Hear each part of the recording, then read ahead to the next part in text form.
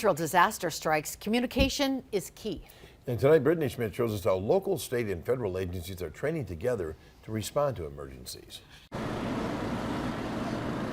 The University of Wisconsin-Green Bay's campus is one of the sites for this year's State Interoperable Mobile Communication Exercise, also called SIMCOM.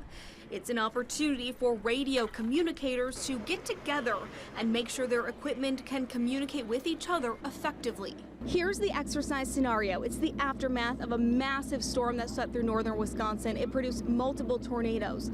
3 people have been killed, 65 others have been injured and still need help.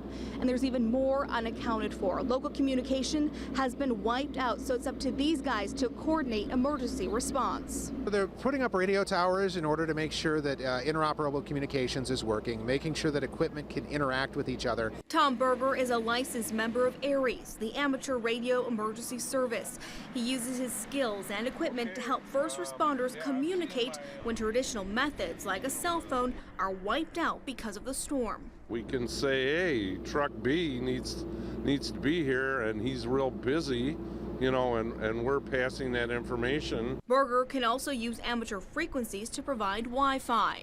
This right here is Wi-Fi, so that's 2.4 gigahertz, 5.8 gigahertz. Devices can hook up to Berger's Wi-Fi like a regular network and give first responders another means to communicate. Plus, as you can see here, it can be set up within minutes, really anywhere, completely independent of the internet or phone systems. Communication is one of the most important aspects of emergency response because really it is the lifelink to making sure that everybody knows what's going on, where they need to be, and what duties they need to carry out. Officials say communication is one of the most difficult things to get right anytime there are multiple agencies responding to a disaster, which is why trainings like SIMCOM are so vital.